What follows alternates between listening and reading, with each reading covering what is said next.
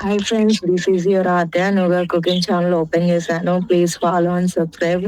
ప్రతి వీడియోలో ఇలా కొట్టుకోవడం తప్ప ఒక్క ఫాలోవర్ కూడా రావట్లేదు. కొంచెం చేయొచ్చు కదా. సో ఈరోజు స్పెషల్ ఏంటంటే చిరాకు తాలింపు అనమాట. చాలా ఇష్టం నాకైతే, అందుకే నేనే చేసుకుంటున్నాను.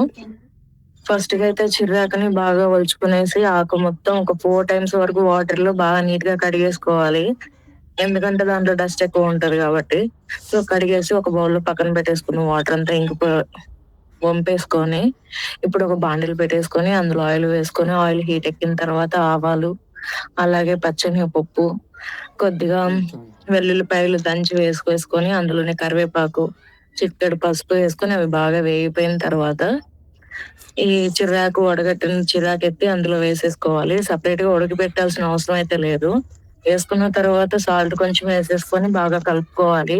ఇలా వాటర్ కన్సిస్టెన్సీ వస్తుంది అనమాట. వాటర్ మొత్తం ఇంకిపోవాలి, అప్పుడే టేస్ట్ బాగుంటది.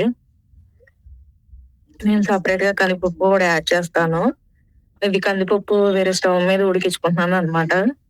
ఆ వాటర్ ఇంకిపోయిన తర్వాత ఈ కందిపప్పుని కొంచెం ఎత్తి దాంట్లో యాడ్ చేసుకొని, అంటే మనకు టేస్ట్ కి తగ్గట్టు యాడ్ చేసుకుని ఆ కందిపప్పులోని వాటర్ కూడా ఇంకిపోవాలి. మొత్తం వాటర్ ఇంకిపోయి ఇలాగా డ్రై ఇలాగా వచ్చిన తర్వాత అందులోనే కొంచెం శనగల పొడి వేసేసుకొని టేస్ట్ చూసుకొని దించుకోవడమే. నేను ఎండుమిర్చి వేసాను స్టార్టింగ్ లో. ఆ ఎండుమిర్చి ఏంటంటే చాలా స్పైసీగా ఉన్నాయి, అందుకే నేను కారపొడి యాడ్ చేయట్లేదు. ఆ కారమే సరిపోయింది అనమాట. మీరు ఎండుమిర్చి వేసుకుంటే వేసుకోవచ్చు, లేదా అంటే కారం తన్నా వేసుకోవచ్చు, టేస్ట్ కి తగ్గట్టు. టేస్ట్ అయితే చాలా బాగా వచ్చింది, తప్పకుండా ట్రై చేయండి. ఎలా వచ్చిందో కామెంట్ చేయండి. వెళ్ళే ముందు ఫాలో చేసి సబ్స్క్రైబ్ చేసి బాయ్. వెళ్తున్నా, ఇప్పటికే నీరసం వచ్చిపోయింది.